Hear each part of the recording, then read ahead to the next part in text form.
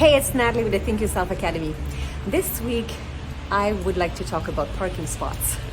Interestingly enough, we sometimes wonder who has the rights to the best spots. So I'm here at the Arbutus Club in Vancouver, coming for an event. And when you enter a parking lot, very often the first empty ones are the ones that are reserved. And then you get to the next one and it's for pickups. And then there's another one that's for whatever skip the dishes or any kind of partners that comes to this building. And then of course there's the parking for people that are disabled. There's the parkings for expecting mothers. And finally, as you go around a long journey, you find your own parking spot and you try to squeeze in, and it's really tight, and very often you're even cheating a little bit and you try to fit your huge SUV in a spot that says small car, but that's the only one you could find. But then after trying 3 times, you're squeezing in, you realize that it's not making any sense, and then you can't open your door anyway, so you come out and then you finally go 2 more turns around and you find a spot that fits your vehicle. So where am I going with this?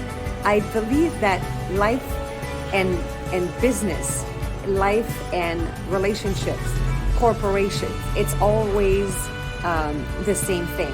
We're always just trying to find our spot. And when you start a new job, for example, you're just trying to find your spot.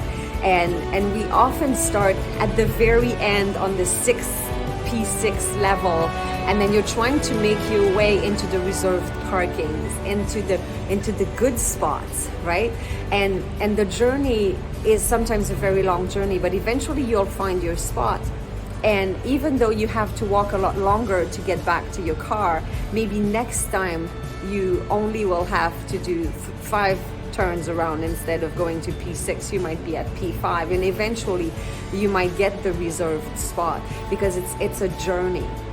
So first, what kind of vehicle do you have?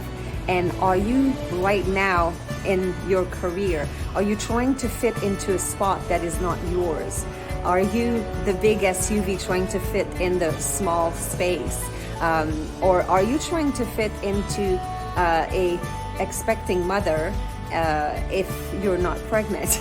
That's not the rules either. And there will always be people that try to bypass rules. Is that you? So it just got me thinking a lot this morning as I was arriving for my event.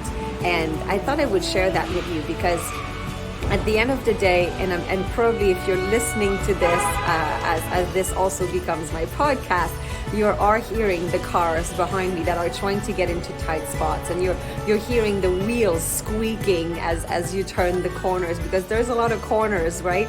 When we are progressing in our careers, when we're progressing in life, and we're very often just trying to fit in a position that doesn't belong to us, or we're trying to fit in a relationship that is not going to work, and sooner or later you'll have to just exit that spot and find a spot that fits you better, or you will have to maybe change vehicle, because that can happen as well. Maybe what's wrong is not the size of the parking, maybe it's the size of your vehicle. So maybe there are some changes you need to do about yourself that may help you get into some tighter spaces. Maybe you need to improve yourself. So there's lots of great analogies about life and parkings.